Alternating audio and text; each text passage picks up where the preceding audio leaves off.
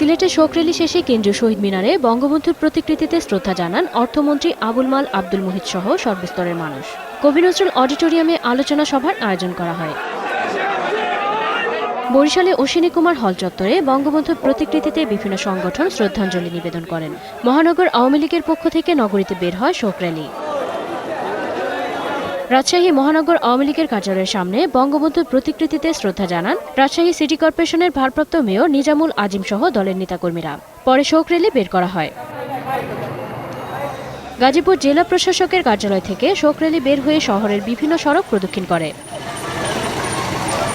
নেত্রকোনার মুক্তারপাড়া মুক্ত মঞ্চে বঙ্গবন্ধুর প্রতিকৃতিতে শ্রদ্ধা নিবেদন শেষে শোক র্যালি বের করে জেলা আওয়ামী লীগ সহ বিভিন্ন সংগঠন।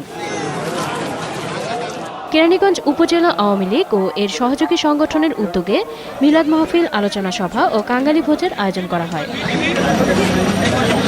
কুষ্টিয়া ইসলামী বিশ্ববিদ্যালয়ে পতাকা উত্তোলন, র্যালি ও সমাবেশ অনুষ্ঠিত হয়। পিরোজপুর শহরে বঙ্গবন্ধু চত্বরে শেখ মুজিবুর রহমানের প্রতিকৃতিতে পুষ্পার্ঘ্য অর্পণ শেষে শোক র্যালি বের হয়। মেহেরপুরে শহীদ শামসুজ্জোহা পার্ক থেকে শোক র্যালি বের হয়। জেলা প্রশাসন চত্বরে বঙ্গবন্ধুর প্রতিকৃতিতে শ্রদ্ধা নিবেদন শেষে স্বেচ্ছায় রক্তদান কর্মসূচি ও আলোচনা সভার আয়োজন করা হয়। নাটোরের কান্দিভিটা এলাকায় র্যালি ও আলোচনা সভার আয়োজন করা হয়। মাগুরার কালেক্টরেট চত্বর থেকে র্যালি ও নোমানী ময়দানে বঙ্গবন্ধুর প্রতিকৃতিতে শ্রদ্ধা নিবেদন শেষে আলোচনা সভা ও দোয়া মাহফিল অনুষ্ঠিত হয়।